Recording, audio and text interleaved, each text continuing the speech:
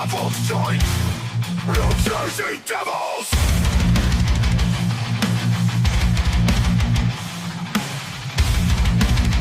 Devil's joint.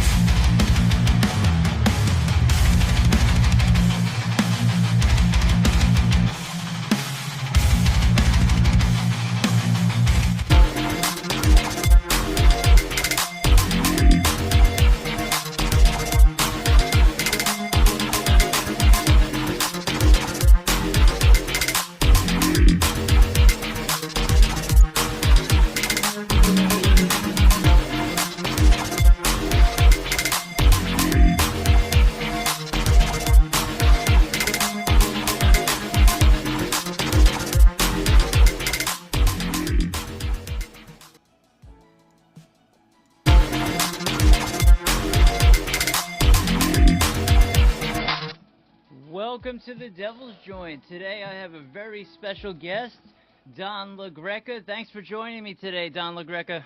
My pleasure, man. How are you? I'm doing great, Looking forward to the season, and I was looking forward to having a chat with you. I was so excited to see that because I did know that you were a Devils fan, so I was it was cool to see that a longtime Devils fan is going to be calling the shots, during the games this year. What I wanted to say before I forget is you became a Devils fan in 1988, correct? Yeah, pretty well. My first game was in '87, but that's when the real love clicked in. That run in '88 to the conference final against Boston, and I got to go to all the home games in those three series. So, yeah, that's when it really clicked for me. Yeah. Yeah, we have something. I guess all right. I was a little off because I thought it was '88 when it was your first game. My first game was April 6th, 1988, at the Nassau Coliseum, and it was Game 1 of the playoffs that year. Right, a week after John McClain's big goal. Yeah. And that was my first ever game. Pat LaFontaine won the game in overtime. And I became a Devils fan that night though because I had seats right by the ice and I saw those red jerseys. I loved them, and that's how I became a Devils fan. So we're very close in fandom time. That's Mr. Mike funny here because we do have that in common in the sense that my first game was February 22nd, 1987, so it was the season before, but it was at home, but it was also against the Islanders, and it was a 6-0 loss, and they played terrible, and the puck went off of Claude Loisel's head into the net. It was pretty embarrassing, but still, I just fell in love with the whole vibe of the team. And then the very next year, it comes together, and they're playing well, and the McClain goal against the Blackhawks, and then that whole run was just, Sean Burke getting called up after the Olympics. There was just so much that happened that season that made it just so much fun, and that ushered me into the fandom. So if you were there in '87, well, I don't know if he might have played that game. Was Kirk McLean in that? Is that possible? He played nine games. I think he was already gone at that point. I'm trying to remember who the goaltender would have been because that was, Chevrier came way back. I think Bob Solvay was the backup, I remember, in '88 to Burke. But I don't remember who was in goal.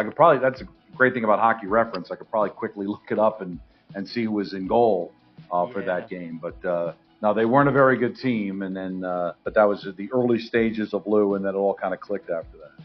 Yeah, like once Lou came in, it seemed like everything really just came together. I saw that you mentioned something on something I watched where you had a bunch of media guides. I love those media guides.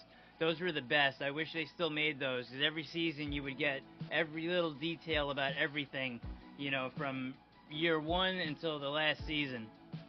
Those were kind of my favorite things to buy. I wish I wish they would give out center ice, programs too. I know that was a lot of fun having those, and in the story I probably told because I told a lot of different stories since getting this job was being at Sports Phone and flipping through one of those old media guides and then seeing a picture of me and my girlfriend in the stands behind a photo of Patrick Sundstrom.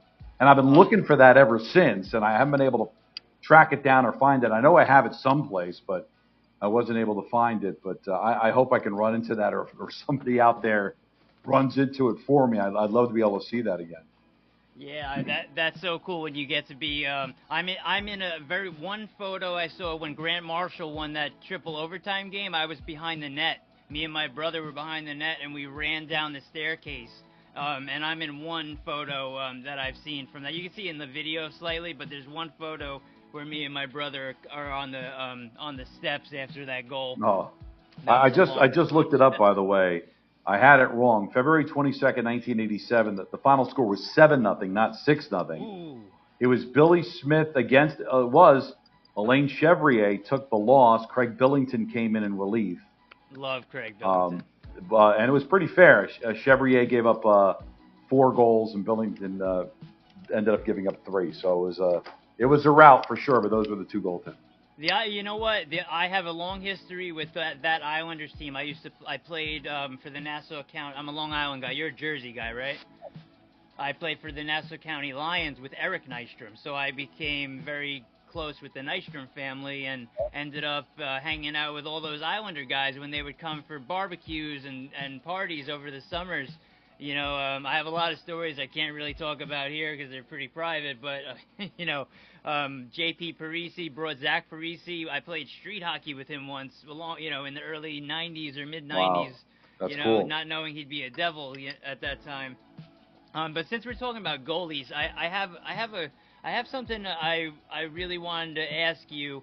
The Ring of Honor thing. I saw you've mentioned you've talked to a few people about the Ring of Honor recently. I think. Yes. I have a different take on who might be. I've guessed all not except for McMullen. I've guessed the other ones beforehand. I've guessed them.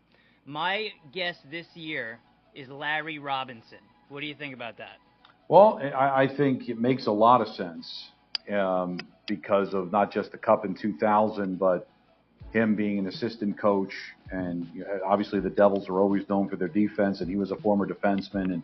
And then him coming back even later on when things started to kind of go south on the Devils after the Cup run. So, yeah, I would have like zero problem with that. It wasn't a ton of time, didn't play for the team. But, one of the 3 coaches that won a Stanley Cup, and he was a major part of their run. I would have no problem with that at all.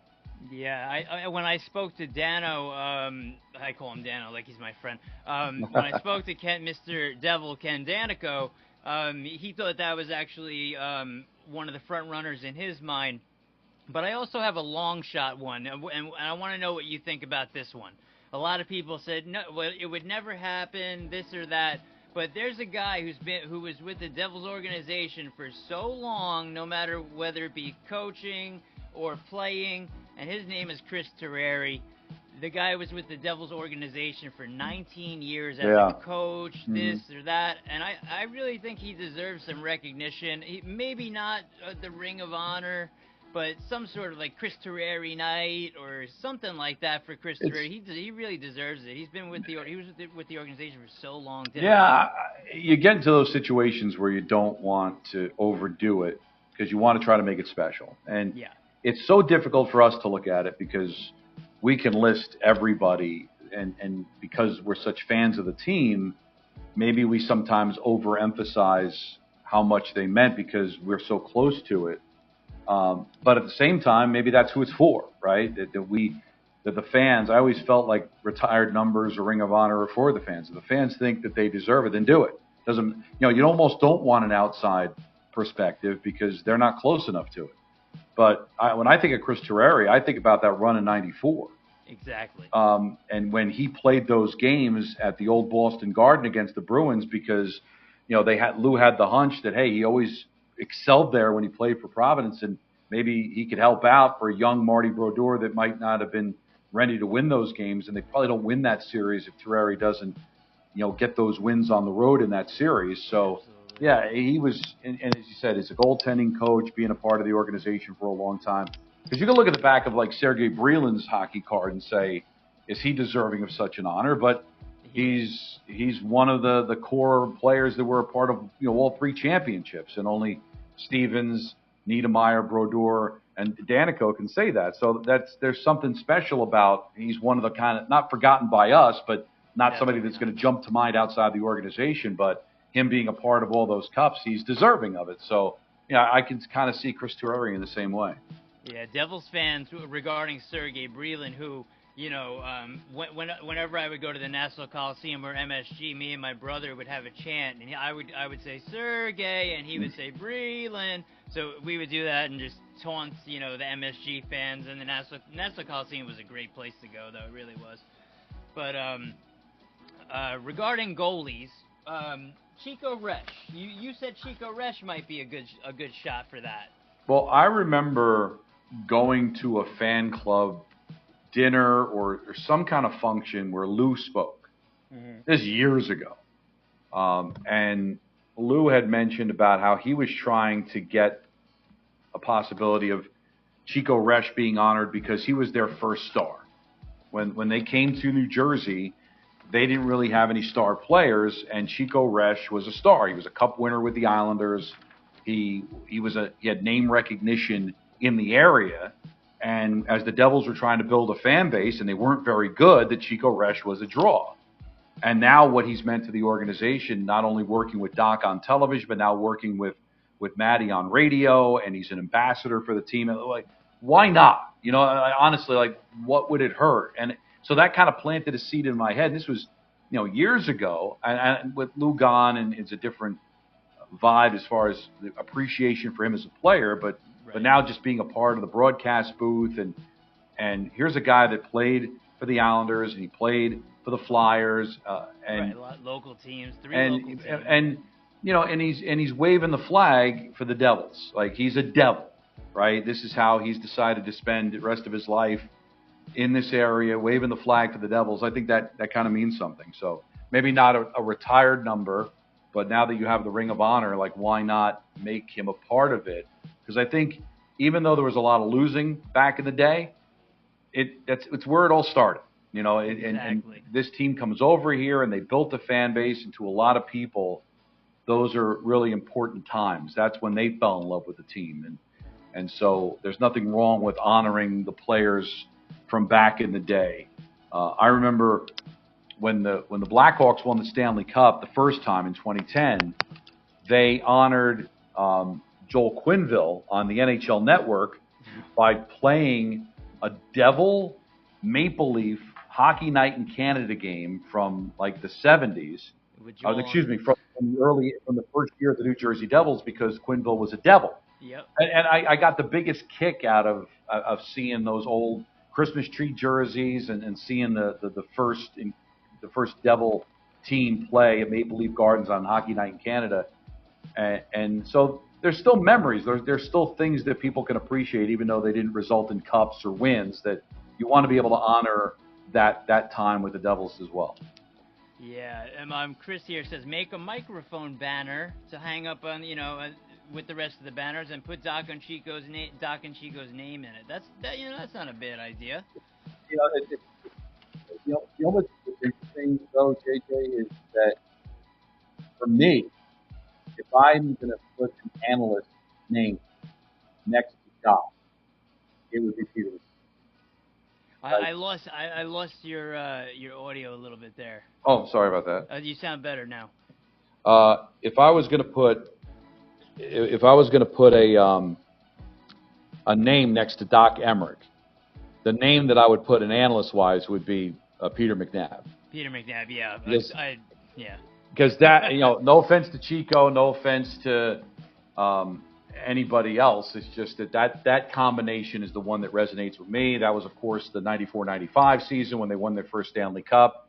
That was that was the team. And even though they didn't call the Stanley Cup because it was on Fox, they called all those games leading up to the Stanley Cup final. So that's the guy that I would think of. But honoring Chico, whatever, mustache, microphone, something to acknowledge the great Chico Resch. It's one of the really cool things for me, quite honestly, there's so many cool things about getting this job, is that to kind of hang around on the road with Chico. He's always been nice to me. He would always, even before I got the Ranger job, whenever I was doing shows on ESPN or FAN or the NHL Network or wherever I would do something, Chico would always come on, and it was always good to talk Devils hockey with Chico. And he'd always come into the booth at the Garden, or because we would be together at the Rock if they were downstairs. But if the Devil Ranger fan at the Garden, he'd always pop his head in, say hello. I can't wait to kind of keep the relationship with them. I'm losing your audio again. Okay, I thought we had it here. Oh, I think if it falls down, I lose you if it falls down. Okay, well I'm gonna hold it. That's right. Okay, we got it. Shit. I got most of what you were saying though. Good. What I wanted to show you, I pulled up here is this is the I'm gonna make myself big here. This is the 82-83 Devils team photo. Obviously, Okay. you can see Chico there on the bottom, and right in the middle is Joel Quenneville. There he is. There he is with the big mustache. I also have the 1985 team photo here. I don't know if I'm getting it on screen there, but Chico's also right there in that one too. You know, so Chico, from my experience with Chico, the nicest guy in the world. He'll do anything for anyone. He's great with the fans. What he did for me is specifically, I'll show you a little. These two ticket stubs I have right here are signed by Doc and Chico. And what they did these two nights, this is February 6th, 2004 against Vancouver, January 13th, 2004 against Ottawa. Both of those nights, they gave me their game notes in their folder, a white Devils folder with their actual handwritten and their printed game notes, signed it for me. I have them in a bin in the back. I don't have that available to show here, but when I do get it out, you know, I can't wait to show people those things. But yeah, Chico, Doc and Chico, for Devils fans, like you said, is a huge, you know, Doc and Chico, but people don't, a lot of, especially newer fans don't remember McNabb. They don't remember even Gary Thorne. You know, a lot of, they know Steve Cangelosi, one of my favorites also. Oh, yeah. You know, Cangelosi, we may have had this thing because he goes, Scar! Like he's saying the word Scar. Yes. You know, and I just love that. I love that. I'm actually gonna play a little audio clip of one of your Rangers calls. Do you mind? Go ahead, sure. All right, let's see if I got the volume up on this. That's my background music. Finds Trocheck. Back out to Barkley. Goudreau, the shot, and score! Barkley Goudreau in overtime! We are tied at 1! It's now a best of 5 as the Rangers win in overtime, 2-1! That's Dave Maloney in the background showing how much. And that's why, listen, the reason why Devil fans love Chico is the same reason why Ranger fans love Dave Maloney. He's a former player that wears his heart on his sleeve. So I love that call because of the fact that you got the best of Dave screaming in the background. So that was the Barkley Goudreau overtime goal in Game 2 of the Eastern Conference Final a couple of years ago that tied the series at 1. And they went on to win in overtime in Game 3 and then ended up losing the series. But looking forward to having those calls on the Devils side for sure. Oh yeah, and you know what? With players like Jesper Bratt, who's my favorite player, the things that you're going to be able to call on the ice are going the plays that are going to come out this season are going to be excellent. You know, Jack Hughes, obviously Nico, but you got Paul Cotter, who I'm representing back here right now. I see that. Nason, those kinds of guys, and also Angus Crookshank, who was brought in from Ottawa, who's got a two-way deal. If there's any injury, I have a good feeling that guy is gonna make a mark. I did an interview with him, and he's really, really pumped to be in the Devils organization. So looking forward to seeing him because the second year of his contract is a one-way with New Jersey. So next season he's got a New Jersey contract. There'll be that opportunity. But you mentioned injuries, and that's the kind of scary thing about this team is that I think their season got certainly derailed by what happened with the injuries and losing Jack. If they could stay healthy, there's really no reason why this team can't compete to win this division. And I've been asked, like, what am I looking forward to? One of the things I'm really looking forward to, and I think it's going to happen health-wise if he stays healthy, is that, you know, Jack becoming the first 50-goal scorer in franchise history and the first 100-point scorer in franchise history. And hopefully I'll get a chance to be able to do that because with all the great seasons and all the great players, they have not been able to achieve that. And then the best forwards that they've had have never been able to reach that, at least as Devils. And I guess because his number hangs in the Raptors, Patrick Elias is considered their greatest forward. But I think everybody that's watched Jack over the last few years knows that he's inevitably going to become that. Right. So to get those stats, to get maybe the chance to call that, he would have done it a couple of years ago had he not got hurt. It was 99 points in 78 games. Yep. I was at that game. That was Luke's first game when he hit 90. Right. I believe when he hit 99. So I think that's inevitable. But the 50, that would be cool. And I remember coming out of the lockout, Scotty Gomez scored 33, and I thought maybe he could end up being the guy. Maybe Gianto holds the record, right? Yes. Yeah, that was a monster season that he had. And they had players that weren't on great teams. A young Pat Verbeek. Right. A young John McClain, but they just didn't have the talent around to really accentuate their ability to score. Pat Verbeek easily could have put up 50 if he had the guys around him a few years later if he was on the team. Without question, no doubt about that. So I think, and Nico could do it too. I mean, I thought he got off to such a great start last year. I thought maybe Nico had a chance to do it. So I think there's a couple of opportunities for all that to happen. And as far as 100 points, there's plenty of opportunities for people outside of Jack to do that too. Jesper Bratt, I thought, could have hit 100 points this season. Every season he's gotten better. He's gone from 73 to 88. Now, hopefully next season, 108. That's what I'm going for, because he's still below his prime age, whatever age they say, prime 27, 28. Right. He's about at that prime time, so... and he doesn't get injured very often. If he gets hurt, he's out for a game or two. He has no long-term injuries for Jesper Bratt. He kind of holds up. That's why he's become my favorite. Also, his name is just catchy and cool, just from the start. And he's a sixth-round pick. Everyone overlooked the guy. And, you got to be proud of him. Just a guy who kind of probably didn't expect to make the NHL. And then, bam, he's a star, an all-star, too.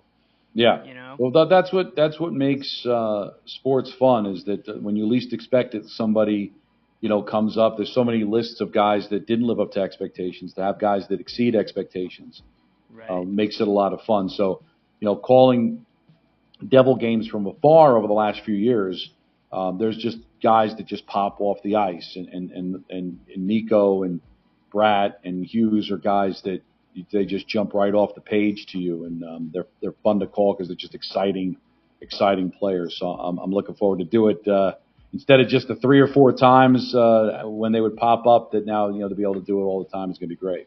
Yeah, and I'm so excited for you, Don. On opening day, I don't know if I'm allowed to say this on my end, but either way, I'm gonna let you know. I work for a company that works with the NHL, and I'm gonna be during the pre-game stuff outside. I have a booth that's going to be set up for my company. People, I can't say it, but people know what company it is. Okay. And I'm gonna what I'm gonna be doing is like some raffle stuff and all that. I actually forgot the point of what I was getting at. I'm gonna be coming up to talk to Dano because he's gonna sign a couple of things for me. Because I found some of these funny cards of John LeClair. And Danico is defending him in the card, so it actually looks like a Ken Danico card, but it's a LeClair. So I said, hey, it would be funny if, and I have 2 of them. I said, hey, Dano, could you sign both of them, and one for me, and then one I'm going to do as a giveaway for the fans.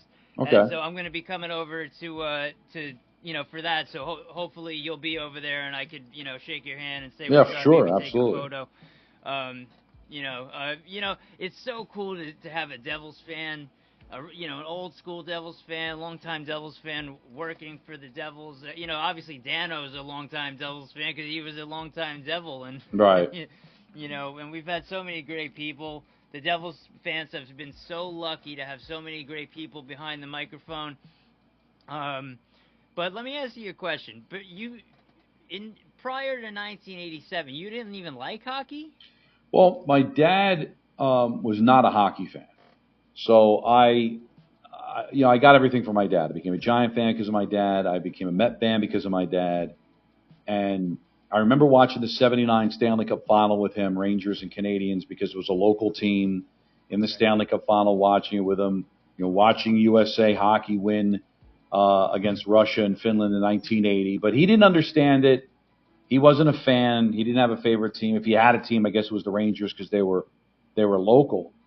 And I remember always asking my dad, I want to go to the Garden. I want to get into hockey. And again, this is back in the early 80s, late 70s, early 80s, where, not all the games were on television. Information wasn't readily available the way it was for the other sports. So you needed a conduit. You needed somebody to get you into it. And I remember my dad saying, well, when there's a team coming to New Jersey, maybe we'll go to a game, or maybe you'll get to go to a game when they're close. And I became friends with John Stark, one of my best friends, and he was a Devil fan from the very beginning. And that's when I started to go to games with him. And that first game in early 87 was the first game that I had gone to. But we had watched games before that, and he was kind of getting me into it. I just needed someone to explain it. Because I played football, I played baseball, I played basketball.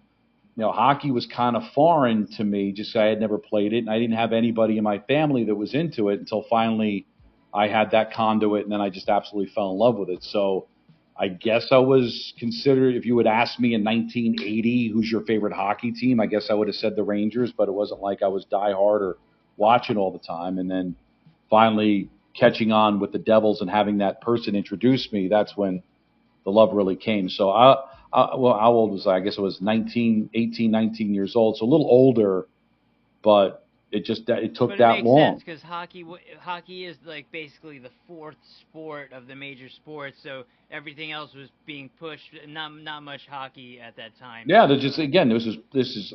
I mean, it was just there wasn't not every game. That Stanley Cup final in '79, Rangers Canadiens, was on MSG, but around the country it was on pay-per-view. Wow. So this was before, because I missed the whole national television on CBS and all that back in the early 70s. So when you have the other sports so available to you, it was and just in a different world for anybody watching or listening younger. A lot of this is like pre-cable, pre-ESPN, so there wasn't really a way to get a lot of information. So it was difficult until I finally had that hockey fan that showed me the way. That's a great story because a lot of people said he must have been a Rangers fan before, or he's a Rangers fan because he called for the Rangers. No, people have to get a job, and they take the jobs that they get, right? I'm not. If someone said, "Hey, do you want to do this for the Rangers?" Absolutely, sure, of course. You're paying me, and I'm going to do the best I can. Well, I worked to get this opportunity to be able to call games. Always a dream to do play-by-play, and you take the jobs where you can get them. And I just look at it all happens for a reason, right? I wasn't going to get this job if I hadn't built up the resume that the Rangers opportunity presented to me. So, and you want the team that you're working for to do well. So. And I want the Devils to do well. It coincides with a fandom and a knowledge of the history of the team, because I was such a diehard fan growing up. But when you make a decision to do this for a living and do play-by-play, hey, I did the Jets pre and post for 16 years. I'm a Giant fan, but I wasn't going to pass up an opportunity to work for an NFL team. So it's not apples to apples, JJ, but it is. What if I was a player? Like Dave Maloney, who I work with, grew up a Maple Leafs fan. That obviously went away in 1974 when he was drafted by the Rangers. And I didn't know that. Yeah, and he becomes a diehard Ranger fan because he played for the Rangers and he gave his blood and soul to that jersey, just as he would if he was drafted by the Boston Bruins or the Vancouver Canucks, right? So that's it's the choice. The choices you make in life. So I do have a lot of people to push back on that, but. Yeah, but there's, whatever. You got to do what you got to do to support your family, whatever it is, and you got to play your part. Right. That's basically it. Let me go to some questions some of the fans have here. Yes. Mike says, what's Don's take on the 19-day Olympic break in February? What do you think about that? Well, I guess I never liked it because it really depends on where the Olympics are. Like when the Olympics were in Salt Lake and Vancouver, it really helped the National Hockey League because it was the games were in prime time and they were easy. when they went to Nagano in '98, you're watching the games at 1, 2 o'clock in the morning, and Right. and I don't listen. I'll probably appreciate the break as an announcer to be able to get some time in February to maybe to recharge the battery. But from a fan standpoint, I never liked it. The Olympic hockey is amazing. Don't get me wrong, Of course. but to be away from the NHL, I guess it'll be better if Canada and the United States make a run. Then it'll feel more like it's actual NHL hockey. But right in the middle of the season, especially as it's starting to get closer to the trade deadline and deeper into the year, to take that 3-week break, I was just never a fan of it. And my take on it is if, and I'll just use the Devils as the example. If the Devils happen to be on a hot streak at that moment, and then they get 3 weeks off, they come back, and then they lose 5 in a row. Like that happens all the time with these kinds of breaks, and it takes the momentum away from a team, but it also could take a team that's been on, losing a lot of games and give them some time, and then they come back and make a playoff push. So it is positive in that little tiny way, So let's go to another question from Chris here. How do you keep yourself mentally engaged when you work for the Jets, Rangers, and next to Yankees guy Michael K, all the teams you aren't a fan of?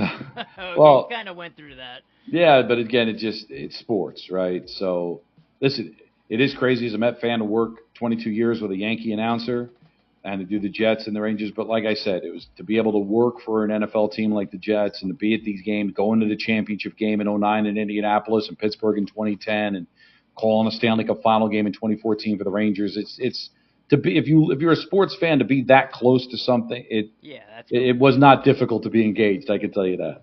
Yeah, I mean, how could you not, especially in big games like that? Yeah, sure. Adam G6, you have 2 questions for Don. Send them out over here. Chris wants to know, is it true, this is a great one, is it true that you saw Claude Lemieux in his birthday suit post-game when you were working earlier in your career? Yeah, it did end up, I think, in the Sports Phone book that I was working at Sports Phone, and the guy that trained me to cover games during that 92-93 season, I think it was early 92, was Steve Goldstein, who right now is the TV voice of the Florida Panthers. And we both worked at Sports Phone. He's a Brooklyn guy. And we went to the Meadowlands. He was showing me around. And Claude Lemieux had a big game. And if you remember I don't know if you ever saw the dressing room at the Meadowlands, there's the dressing room, and then there was another room where they had like couches and a coffee table, and then the showers. So the players would kind of chill out in that room before they would come out to their it was like the dress. green room. Yeah, it was kind of it was a little area before, like a buffer between the shower and when they would come out.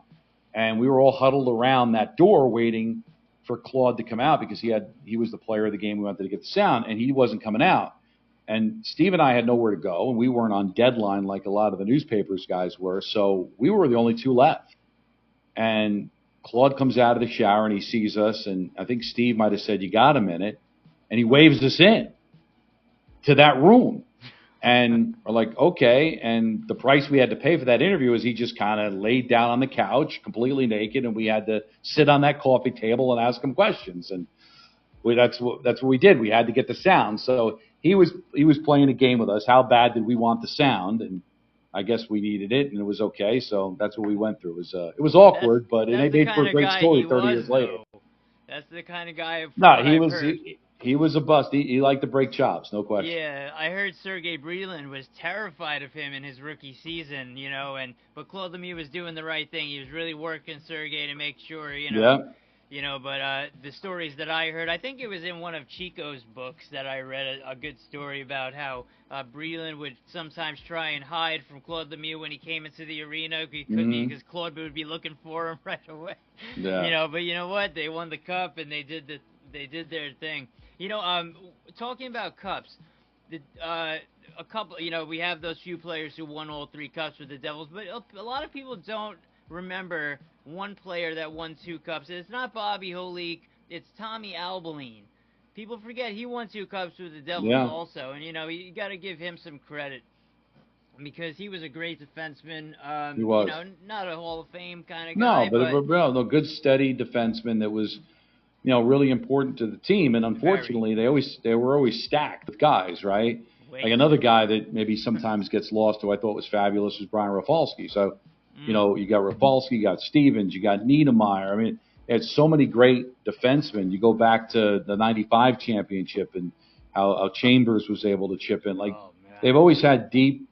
So it's easy to kind of forget certain guys. Even going back to the '88 run with guys like Wolanin. They had a lot of really good, solid defense. It's kind of what they're known for, right? The goaltending and defense. And so it's easy when you played the blue line. Go back to Joe Cirella and obviously Bruce Driver. There's so many names out there, and of course the great Ken Danico that you can just that it's sometimes. There's a few guys that slip through the cracks that really shouldn't. Right. Well, Kenny Danico is a legend in our eyes, of course. Yeah. One of my favorite players in those early days when I was a kid was Peter Stastny, also. When they got him, I remember just the excitement, watching him with the Stastny brothers in Quebec, and then that was big. Lou sometimes would, get. Not wanting to acquire stars and not wanting to sign big name free agents. That just wasn't Lamoriello's way of doing business. But you think of some of the names he traded for, whether it was Stastny, Anderchuk, Gilmore, McGillney. There were some big names that came over because when he sensed that there was a chance to win the cup, Lou would do whatever he had to try to get the team over the top. Right. Peter Stastny he was obviously in the back nine when he came here, but he still was a really good player. Yeah, and I heard that you said because you just mentioned two names that reminded me of this. You said that before he came to the Devils, which was very short, that Doug Gilmour was your favorite player outside of the Devils or in general, right? Well, listen, I love the way he played. And great player. I always had an affection because one of the greatest games I ever saw was Game 7, first round, Flames Canucks. Canucks took the Flames to 7 games, and that Canuck team in '89, that Flame team in '89 won the Stanley Cup, loaded with players, and Gilmore, and then you had a young Fleury and Neuendijk and McGinnis, Vernon in goal, and Lanny McDonald. It was just I really enjoyed that team. I really loved the way they played. And that was an amazing game. Went to overtime. Joel Otto scored the game-winning goal. Went off a skate. So if they had the kicking motion, maybe they don't win the cup. But anyway, and then going to Calgary and calling a game at the Saddle Dome, and right near the booth where Doc and JD called the game for Sports Channel back in '89. But I always had those Flame teams, and I always loved Doug Gilmour. And then early fantasy hockey, I had Gilmore and Anderchuk. They were on that '93 Maple Leaf team that scored power play goals like you wouldn't believe, and I was able to win a lot of money playing fantasy hockey, having those guys on the team. So when they acquired him, it was and then Anderchuk too.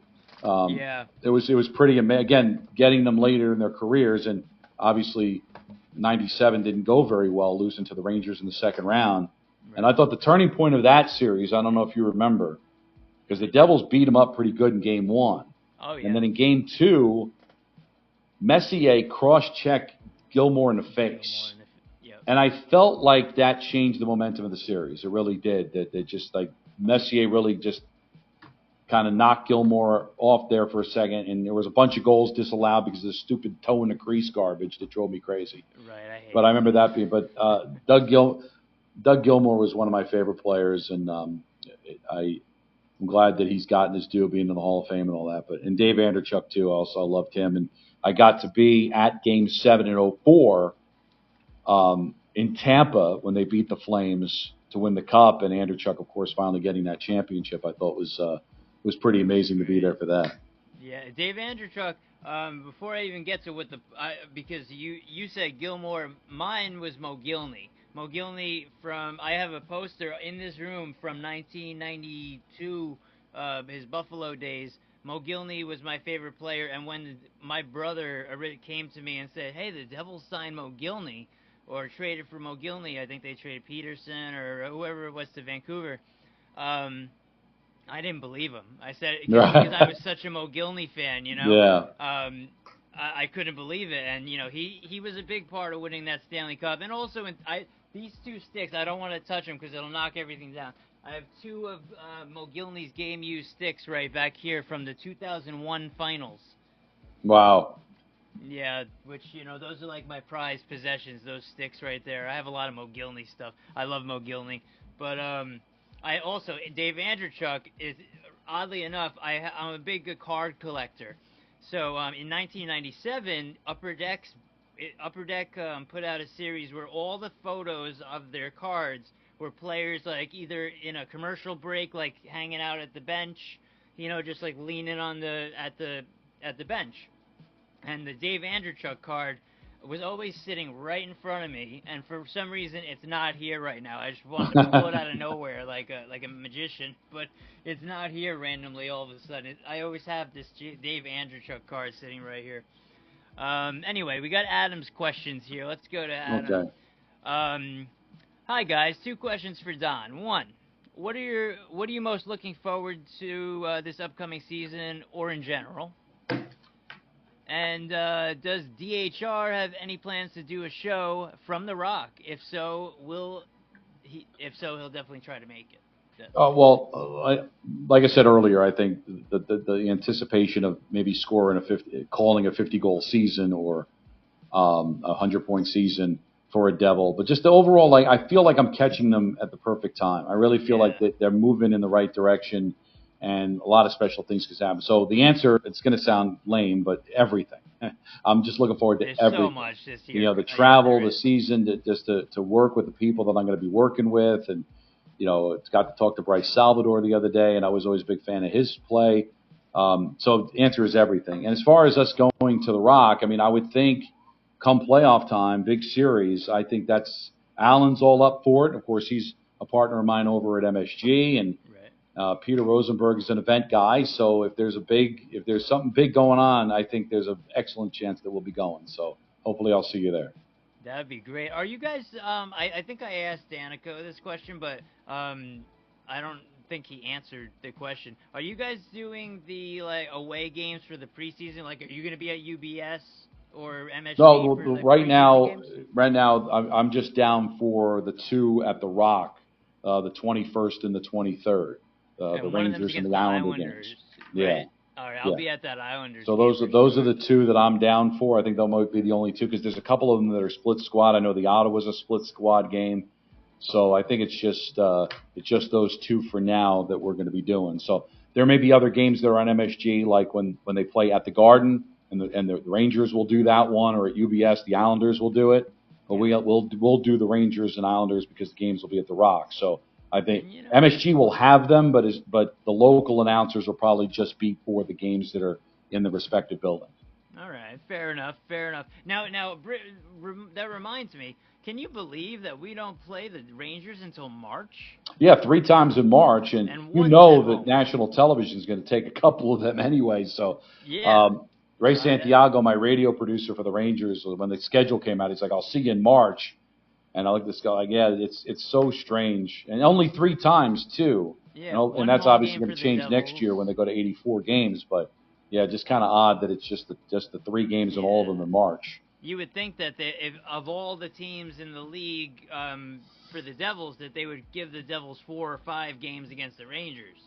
You know? Oh, well, I don't, because of the additions of Vegas and Seattle, they had to take games away. Why they're taking games away from the division, I don't know. That's what you should not lessen Battle of Alberta games. You should not lessen Ducks Kings games or Rangers Devils games or Islanders. You know, any of those good rivalries. Yeah. Like, no offense to Columbus, but you know, if you want to take a Devil Columbus game, I don't think people are going to cry. Take a Ranger game away. That just seems silly. Right, and especially having the fans and the team themselves wait all that time to play that rival. It's like they don't get a taste of them early. Like, they always play the Islanders in October and early December. It's like schedules. Usually the Islanders games are around the same time every year, and this time it's just crazy. And I was like, you know, Don's first season with the Devils, he doesn't get he might not even now. You might not even get to call that game live. I don't know. Yeah, maybe not, because again, but we'll see. I'm looking forward. I think I'll get it, but I don't know if it'll be at the Garden. I'm sure national TV will take it. We should get the national schedule soon, but even if they're not nationally televised in the beginning of the season, ESPN or TNT can take them in March, late in the season, especially after the Olympics. So I'll have to wait and see. Now, Chris wants to know here: do you get to call the game up in Quebec City this year? I don't. I haven't seen again what's going to be national, whatever. I've never been up there. I'm looking forward to it. I love Montreal, so I can imagine going up to Quebec City would be amazing too. So all that's going to get worked out once we get the schedule all finalized. Yeah, you kind of answered that question already, but I wanted to make sure Chris's question got up on the screen. But I got my show to do, buddy. So thank you for this. This was a lot of fun, man. Yeah, absolutely. I was about to just say thank you for doing this. I appreciate it. Thank you for answering the questions of some of the fans that came in here. I really appreciate it, Don, and good luck this season. I'll probably meet you on opening day or one of those. I will come by there for that Panther game for sure, the opening night. So looking forward to it, and always come by and say hello. You know where I'm going to be. All right, Don. Well, thanks again, man, and let's go Devils. My pleasure, man. Take care. Good job. All right. Bye-bye, man.